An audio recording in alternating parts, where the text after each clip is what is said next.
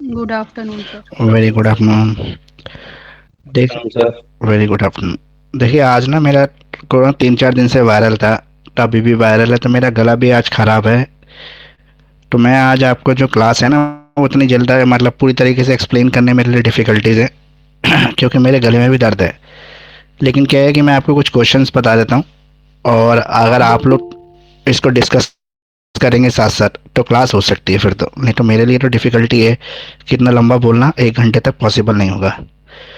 अब जो last paper था आपका सिविल प्रोसीजर कोड का, वो आपने एक चीज़ नोट की होगी उस पेपर के अंदर कि वो पूरा पूरा पेपर सेम ही उठा के दे दिया था इन्होंने। मतलब जो 2023 का क्वेश्चन पेपर था, सिर्फ उसमें 23 की जगह 24 लिख दिया था, और बाकी सारा का सारा पेपर सेम ही दे दिया था।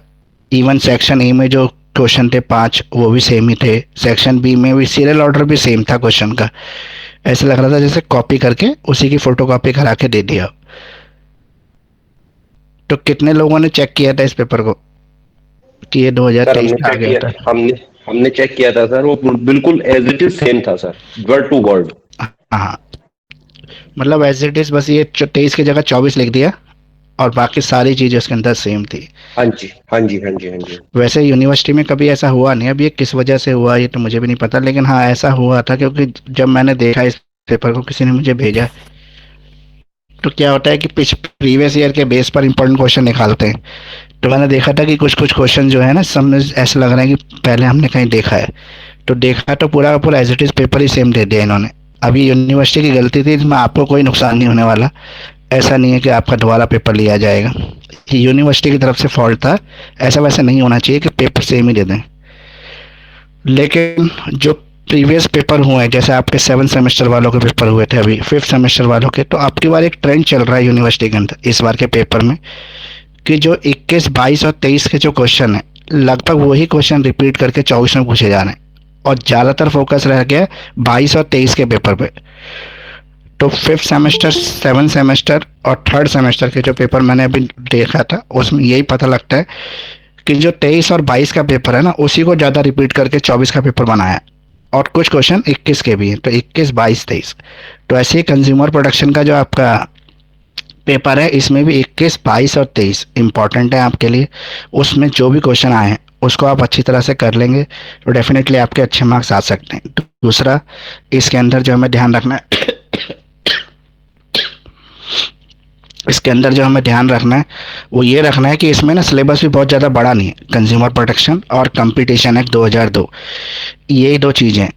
इसमें जो हमारा एक क्वेश्चन बनता है जिसमें नेशनल कमीशन, स्टेट कमीशन और डिस्ट्रिक्ट फोरम, ये क्वेश्चन इंपॉर्टेंट है। जो एग्ज़ाम में आपको या तो नेशनल कमीशन पूछेगा, या स्टेट कमीशन पूछ लेगा, या डिस्ट्रिक्ट फोरम। अब जब भी इसको पूछेगा तो इसमें अंदर आपको 2-3 चीज़ें मतलब तैयार करनी पड़ेगी आंसर के लिए। जैसे इसका कंपोजिशन, कंपोजिशन में आएगा कि इसमें कितने मेंबर्स होते हैं, उस मेंबर्स का अपॉइंटमेंट कैसे होता है, और किस सेक्शन के अंदर कंज्यूमर प्रोटेक्शन एक्ट में हो रहा है। फिर इसकी मीटिंग्स कब कब लेनी जरूरी है, कितनी मीटिंग साल में होनी कंपलसरी है, इसके ऑब्जेक्टिव क्या हैं, और इसका जो जुरिडिक्शन है नेशनल का, और इसका अपील एंड जुरिडिक्शन क्या है, ये आपको पता होना चाहिए। तो तीनों कमीशन आपको जरूर कर लेने, नेशनल कमीशन, और दूसरा आपका हो गया ये स्टेट कमीशन, और तीसरा डिस्ट्रिक्ट फोरम। इनमें से कोई एक क्वेश्चन आपको जरूर से जरूर एग्जाम में पूछेगा ही।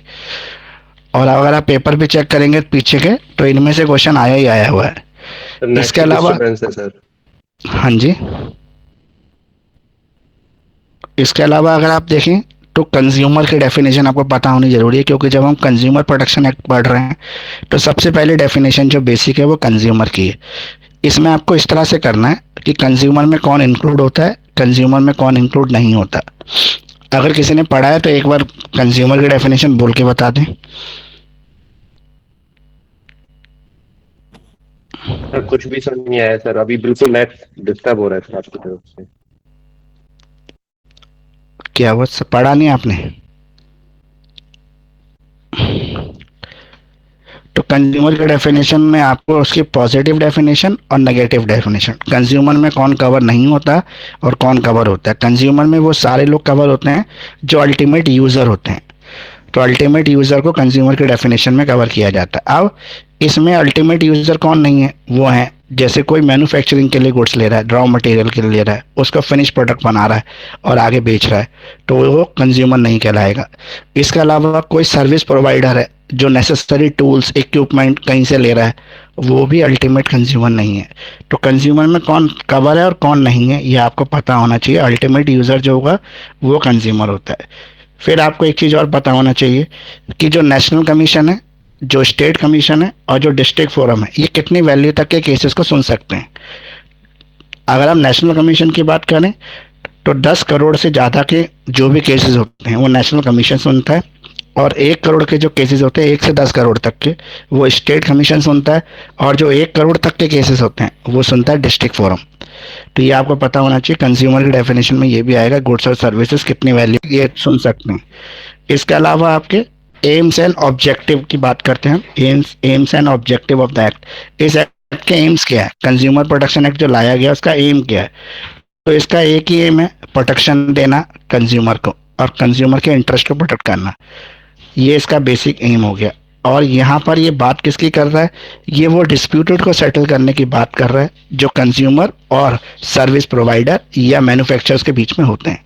उन सभी तरह के डिस्प्यूट को रिजॉल्व करने की जिम्मेदारी इसकी है, कंज्यूमर इसकी, ये डिस्ट्रिक्ट फोरम, स्टेट कमीशन और नेशनल कमीशन की कंज्यूमर प्रोटेक्शन एक्ट में ये कवर हो जाता है।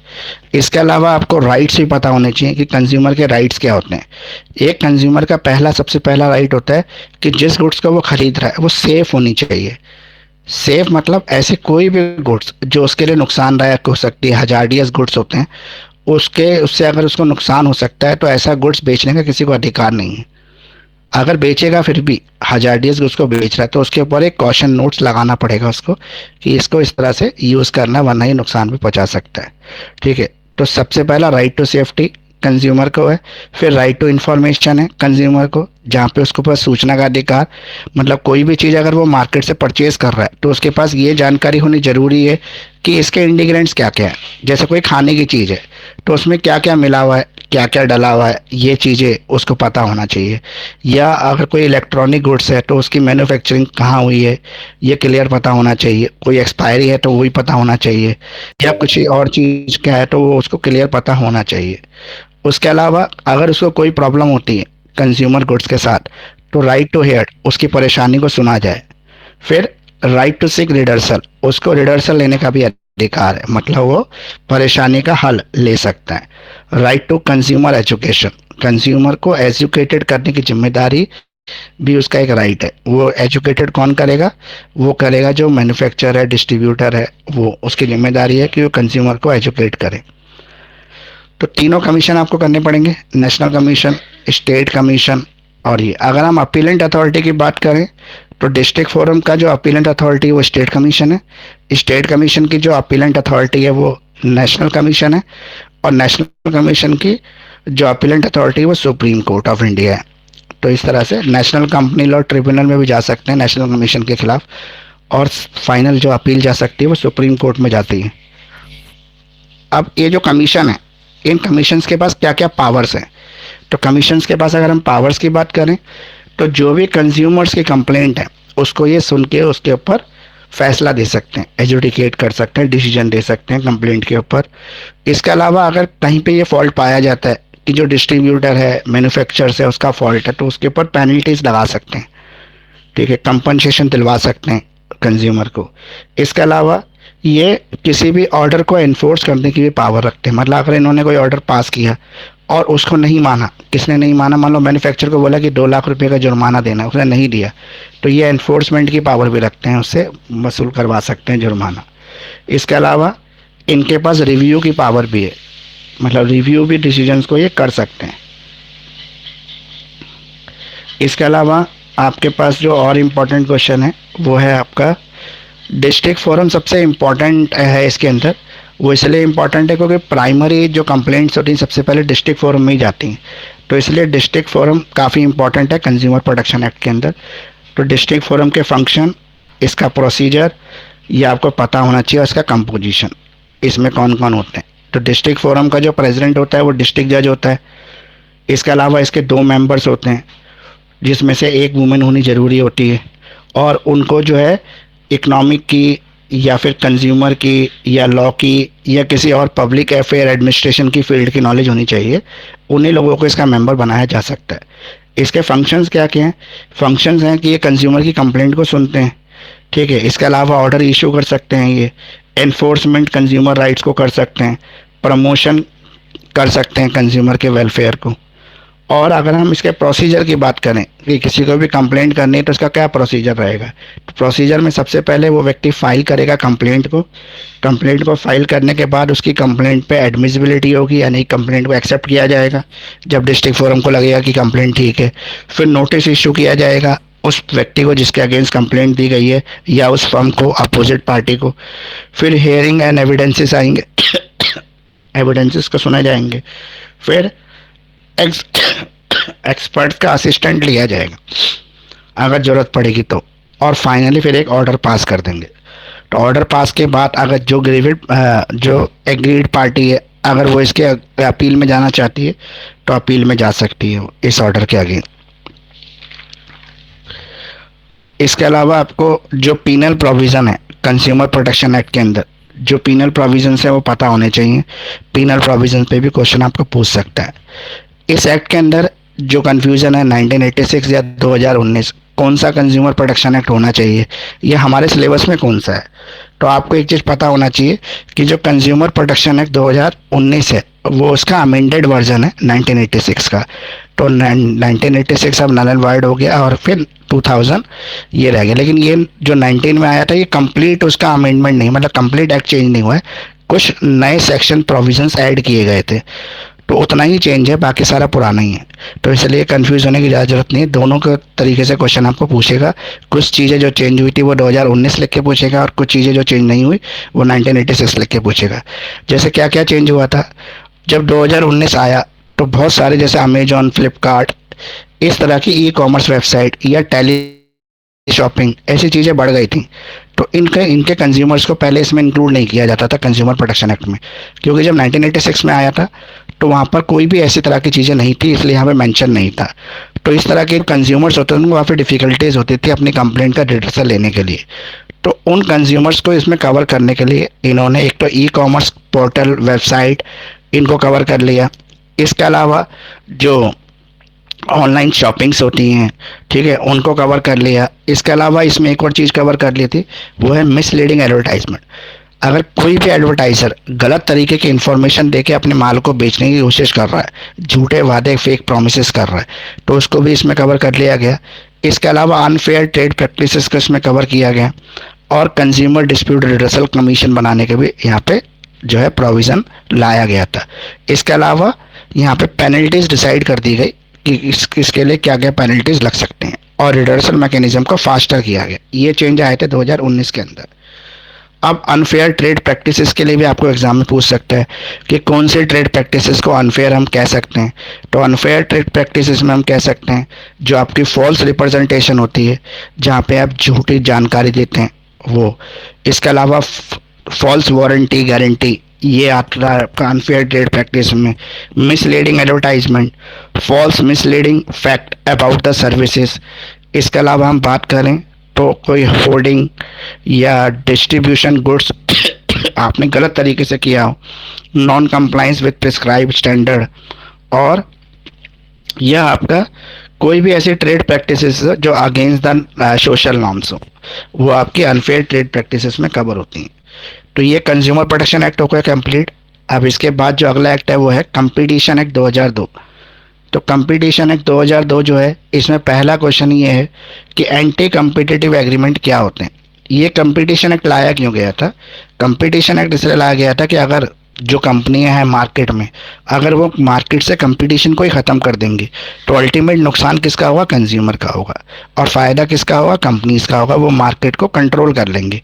फॉर एग्जांपल मान लो कि मार्केट में केवल 2 ही कंपनी हैं जो सप्लाई करती हैं और दोनों एक दूसरे से कंपटीशन करने के चक्कर में प्राइजेस को हमेशा कम रखने की कोशिश करती हैं, जिससे कंज्यूमर को बेनिफिट हो रहा है। लेकिन एक बार दोनों कंपनियां हाथ मिला लेती हैं और ये डिसाइड कर लेती हैं कि भाई तुम और मैं मिलकर इस पूरी मार्केट को कंट्रोल करते हैं, तो क्यों ना हम मार्केट से एक अच्छा रेट लेना शुरू कर दें। रेट लेने का ये मतलब है कि हम मतलब एक्सेस अमाउंट चार्ज करना शुरू करें, और अगर दोनों ही एक्सेस अमाउंट चार्ज करेंगे तो फिर कोई और तीसरा कंपटीटर तो है नहीं, तो हम इजीली दोनों मार्केट का फ़ायदा उठा सकते हैं। तो ऐसे एग्रीमेंट को एंटी कम्पिटिटिव एग्रीमेंट में कवर किया जाता है, जिससे अल्टीमेट कंज्यूमर का लॉस होता है। ठीक है, और कंपटीशन को जिंदा रखने के लिए ये एक्ट लाया गया था, एंटी कम्पिटिटिव एक्ट। इसके अंदर हॉरिजॉन्टल एग्रीमेंट की बात की गई है, जहाँ पर एक ही सेक्टर की दो कंपनियां और एक ही लेवल पर जो इलीगल कोई एग्रीमेंट कर लेती हैं मार्केट को कैप्चर करने के लिए, या प्रोडक्शन को कैप्चर करने के लिए, या डिस्ट्रीब्यूशन सेल्स को कैप्चर करने के लिए, जैसे प्राइस फिक्सिंग कर लेना। ठीक है, दोनों ने मिलकर कोई प्राइस डिसाइड कर लिया वो, या मार्केट स्ट्रेटजीज बना लेना। मार्केट स्ट्रेटजीज का मतलब ये है कि मार्केट को शेयर कर लेना। मान लो दो ही मैन्युफैक्चर हैं जो किसी भी चीज़ को बना रहे हैं, तो वो कहते हैं कि भाई साउथ का एरिया आप ले लो, ईस्ट का मैं ले लेता हूँ, ना तुम साउथ में माल बेचना ना मैं ईस्ट में बेचूंगा, दोनों हम मन मर्जी से प्राइस ले सकते हैं। तो ये भी क्या एंटी कम्पिटिटिव एग्रीमेंट में आ जाता है, और ऐसे एग्रीमेंट कर नहीं सकते। इसके अलावा कोई आउटपुट रिस्ट्रिक्शन लगा दे। आउटपुट रिस्ट्रिक्शन का मतलब किसी भी नई कंपनी को एंटर करने की परमिशन ही ना हो। यहाँ पे कुछ सेक्टर को छोड़कर, जैसे दवाई वाले जो सेक्टर होते हैं, फार्मास्यूटिकल सेक्टर, वहाँ पर नई कंपनियों के किसी भी मार्केट में एंटर करने को रिस्ट्रिक्शन लगाई जा सकती है। लेकिन दूसरे सेक्टर की अगर हम बात करें तो वहाँ पे इस तरह के रिस्ट्रिक्शन नहीं लगा सकते। वहाँ पे किसी भी नई कंपनी जो इस मार्केट में आना चाहे वो आके बिजनेस कर सकती है, क्योंकि जितनी ज़्यादा कंपनी उस सेक्टर में एंटर करेंगे उतना कंज्यूमर को अल्टीमेट बेनिफिट होगा। इसके अलावा वर्टिकल एग्रीमेंट्स होते हैं। वर्टिकल एग्रीमेंट मतलब जहाँ पे क्रॉस इफेक्ट पड़ता है, जहाँ पे एग्रीमेंट जो होता है enterprises operating and different levels of production to supply chain such as between the manufacturers and distribution.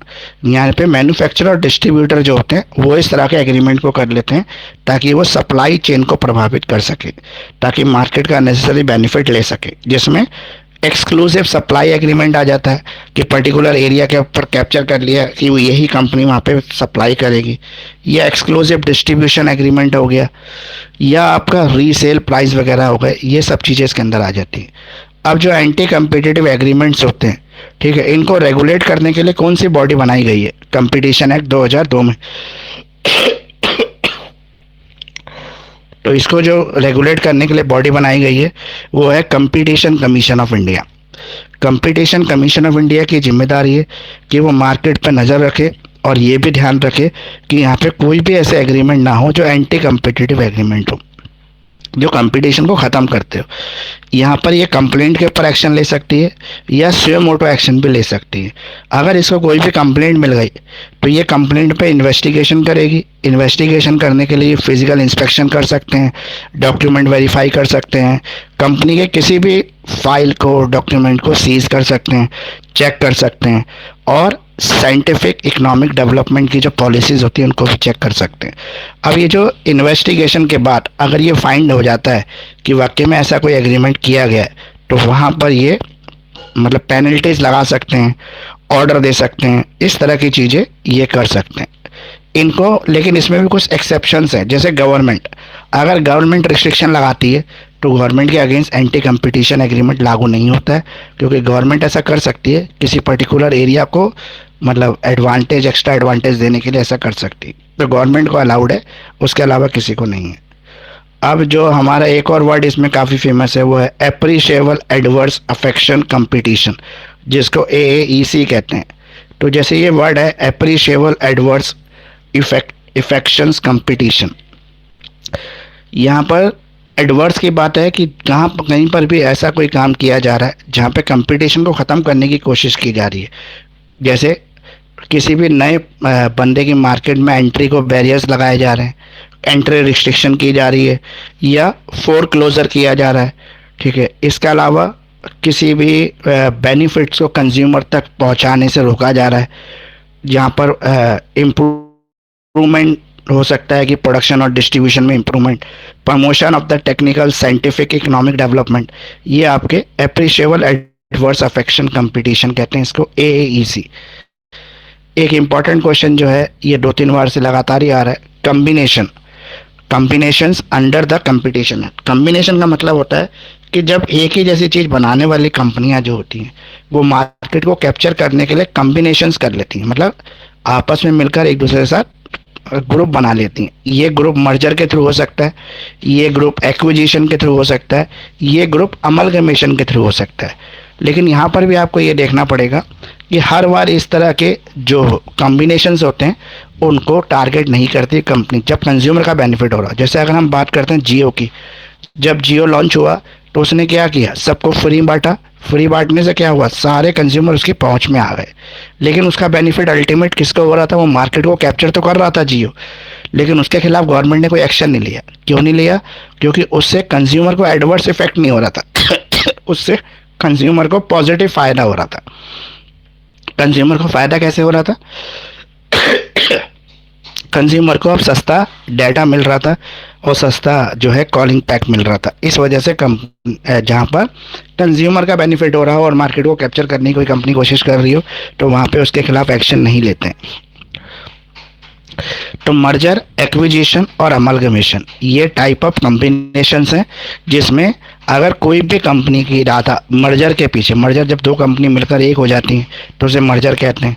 जब एक कंपनी दूसरी कंपनी को एक्वायर कर लेती है तो उसे एक्विजिशन कहते हैं। और जहाँ पर दोनों कंपनी मिलकर किसी एक नई कंपनी का निर्माण करती हैं तो उसे अमलगमेशन कहते हैं।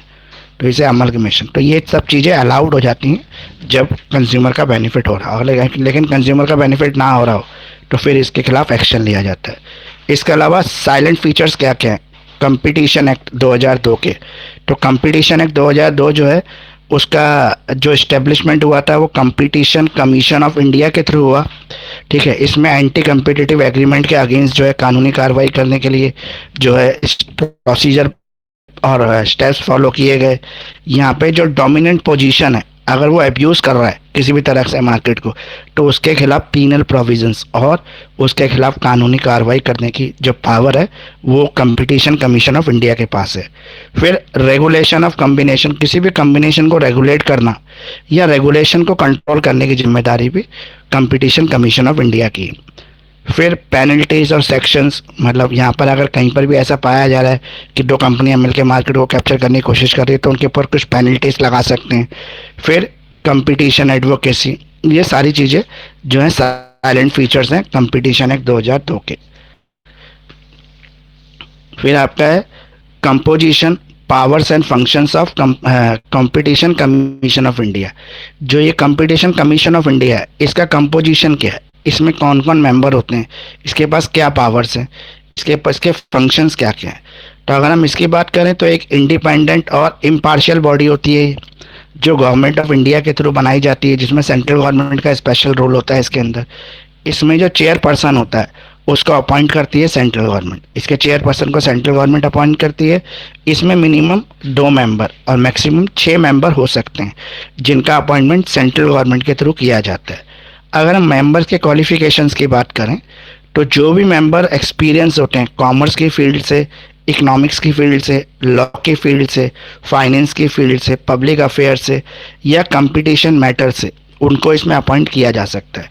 फिर इंडिपेंडेंट और इम्पार्शियल बॉडी होती है, ये मतलब किसी के कंट्रोल में काम नहीं करती है, इंडिपेंडेंट बॉडी होती है जो कंज्यूमर के इंटरेस्ट के लिए काम करती है। अगर हम इसके टर्म्स की बात करें तो इसमें अपॉइंटमेंट 5 साल के लिए होता है और 5 साल या फिर 65 ईयर मैक्सिमम एज, जो भी पहले आ जाता है उस पर आदमी रिटायर हो जाता है। और अगर वही व्यक्ति दोबारा अपॉइंट होना चाहे तो हो सकता है अगर एलिजिबिलिटी है तो। रिमूवल, इसके मेंबर को रिमूव कौन कर सकता है, तो इसके मेंबर को अगर अपॉइंटमेंट सेंट्रल गवर्नमेंट दे रही है तो रिमूव भी सेंट्रल गवर्नमेंट कर सकती है। किस कंडीशन पे कर सकती है, जब इंसॉल्वेंट हो जाए या फिर उसका जो दिमाग, बॉडी या माइंड जो है काम करने लायक ना रहे, ठीक है, या फिर जो उसके अगेंस्ट जो है किसी तरह की कोई शिकायत आ जाए, उस तरह की चीज़ें आने पर उसको हटाया जा सकता है। इसके पावर्स क्या क्या है कंपटीशन कमीशन ऑफ इंडिया के, इन्वेस्टिगेशन करने की पावर होती है इसके पास। इसके पास एजुकेटिव पावर होती है, मतलब अपने फैसले को लागू करवा सकती है। इसके बाद इसके पास पावर होती है रेगुलेट करने की, कॉम्बिनेशंस को, जो कॉम्बिनेशंस होते हैं उनको रेगुलेट कर सकती है। पीनल पेनल्टीज या पीनल पावर्स भी इसके पास होती हैं। इसके अलावा इंटरिम ऑर्डर इशू करने की पावर होती है। और इसके फंक्शंस की बात करें तो ये फंक्शन होते हैं इसमें कि ये प्रिवेंट करती है एंटी कम्पिटिटिव एग्रीमेंट्स को या प्रैक्टिसेस को, ये रेगुलेट करती है कॉम्बिनेशंस को, प्रमोट करती है कंपटीशन एडवोकेसी को, प्रोटेक्ट करती है कंज्यूमर के इंटरेस्ट को। अगर हम इसके जुरिडिक्शंस की बात करें तो इसका जोग्राफिकल जुरिडिक्शंस होता है, जो इंडिया की पूरी भारत की जो जोग्राफिकल मतलब बाउंड्रीज हैं वो इसका भी है। इसके अलावा सब्जेक्ट मैटर की बात करें तो कंज्यूमर से जुड़ी हुई चीज़ें इसके अंदर आ जाती हैं। एक्स्ट्रा टेरिटोरियल भी इसके लिमिट है, जैसे इंडिया के बाहर कोई भी ऐसा बिजनेस या एग्रीमेंट जो इंडिया के अंदर प्रभाव रखता हो, जैसे इंपोर्ट एक्सपोर्ट एग्रीमेंट जो इंडिया के अंदर प्रभाव छोड़ता हो, वो भी इसके जुरिडिक्शन में आ जाता है, जबकि वो इंडिया से बाहर होगा फिर भी। इसकी जो अपील है वो कहाँ जा सकती है, तो कंपटीशन कमीशन ऑफ इंडिया के ऑर्डर के लिए अगर आपको अपील करनी है तो national company law tribunal appellate tribunal में आप जा सकते हैं, या फिर फाइनली सुप्रीम कोर्ट में भी आप इसकी अपील लेकर जा सकते हैं। इसका एक और इम्पोर्टेंट क्वेश्चन है कि डायरेक्टर जनरल जो होता है, तो डायरेक्टर जनरल के पास क्या पावर्स हैं और किस तरह की कंप्लेंट को डायरेक्टर जनरल जो है इन्वेस्टिगेट कर सकता है, सुन सकता है। तो डायरेक्टर जनरल जो है क्रूशियल रोल प्ले करता है इन्वेस्टिगेशन के अंदर। कभी भी कंज्यूमर से कोई भी कंप्लेंट आती है, ये कॉम्पिटिटिव कमीशन ऑफ इंडिया को कोई कंप्लेंट मिलती है, तो वो अपने जो डायरेक्टर होता है डायरेक्टर जनरल उसको देता है इन्वेस्टिगेशन की जिम्मेदारी। तो डायरेक्टर जनरल के पास पावर है इन्वेस्टिगेशन करने की। ये उस कंपनी के अंदर जा सकते हैं, वहाँ पे किसी डॉक्यूमेंट को सीज कर सकते हैं, किसी फाइल को चेक कर सकते हैं। इसके अलावा अगर ज़रूरत पड़ती है तो किसी व्यक्ति को इंटेरोगेट भी कर सकते हैं, या उसको कोर्ट में या डायरेक्टर जनरल के सामने बुला भी सकते हैं उसकी प्रॉपर इंटेरोगेशन के लिए। इसके पास एविडेंस कलेक्ट करने की भी पावर है, अगर कहीं पर भी ऐसा लगता है कोई एविडेंसेस हैं तो उसको ये कलेक्ट कर सकता है। इसके अलावा सर्च कर सकता है किसी भी यूनिट को, बिजनेस यूनिट को, किसी पर्सनल घर भी किसी का चेक कर सकता है अगर वो रिलेट करता हो इसके साथ। तो इसके अलावा ये विटनेस को एग्जामिन कर सकता है। इसके अलावा ये किसी भी डॉक्यूमेंट को डिस्कवर कर सकता है। Power to issue the direction,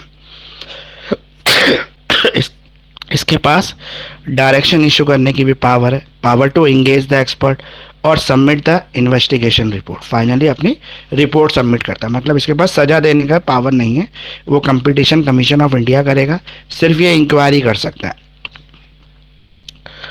अब एब्यूजिंग पोजीशन क्या होती है? एब्यूजिंग पोजीशन का मतलब ये होता है कि कोई भी ऐसी मतलब फर्म या कंपनी जो डोमिनेंट पोजीशन रखती हो मार्केट के अंदर। डोमिनेंट पोजीशन का मतलब है पूरी मार्केट को कंट्रोल करने की उसके पास पावर हो। तो उस कंडीशन के अंदर डोमिनेंट पोजीशन अगर कंज्यूमर के अगेंस्ट जा रही है तो उसको कैसे कंट्रोल कर सकते हैं? इसके लिए आपको पहली बात तो ये डोमिनेंट पोजीशन का पता होना चाहिए, फिर एब्यूजिंग ऑफ डोमिनेंट पोजीशन आपको पता होना चाहिए, फिर किसके खिलाफ क्या जो है वो लॉ है ये आपको पता होना चाहिए। ये एक बार आप पढ़ लेना, डोमिनेंट पोजीशन आपको पता लग जाएंगे। तो ये लगभग मैंने जो है आपके कंपटीशन कमीशन ऑफ इंडिया के बता दिए हैं आपको, और कंज्यूमर प्रोटेक्शन एक्ट के भी क्वेश्चन जो एग्ज़ाम के लिए इंपॉर्टेंट हो सकते हैं वो आपको बता दिए। बाकी ये भी बता दिया मैंने आपको कि 2023 का और 2022 का जो पेपर है उस पर थोड़ा सा ज़्यादा फोकस कर लेना, क्योंकि इस बार यूनिवर्सिटी का ट्रेंड कुछ ऐसे ही चल रहा है कि 2022 और 23 के पेपर में से ज़्यादा क्वेश्चन रिपीट हो रहे हैं, और 21, 22, 23 ये तीनों आप थोड़ा सा ध्यान से देख लेना तो आपका हो जाएगा। और ऐसा भी हो सकता है कि जैसे सीपीसी का 2023 का सेम रिपीट हो गया तो क्या पता ये भी रिपीट हो जाए। तो इसलिए पुराने पेपर को थोड़ा सा नेग्लिजेंसली भी कर देते हैं कि 23 का पेपर है तो लोग सोचते हैं कि भाई 23 का तो कुछ आएगा नहीं, 23 का इतना ज़्यादा ध्यान देते नहीं है कि लगातार रिपीट तो हुआ नहीं, एक आधी क्वेश्चन रिपीट होता है लेकिन पूरा पेपर रिपीट कभी हुआ नहीं, अब की बार हो गया था। तो फिर भी आप पढ़ लेना कंज्यूमर प्रोटेक्शन एक्ट और कंपटीशन कमीशन एक्ट जो है आपका 2002, ये दोनों ही इंपॉर्टेंट है और ज़्यादा लेंथी टॉपिक्स नहीं है इसमें, बहुत छोटी छोटी चीज़ें। अब कोई आपके डाउट है जो आपको पूछने हैं? हेलो हेलो हाँ जी बोलिए। सर, इसमें ना कंपटीशन सर जो है ना कंपटीशन के कंपटीशन के एंड कंपटीशन आवाज एग्रीमेंट आवाज नहीं आ रही है आपकी ना।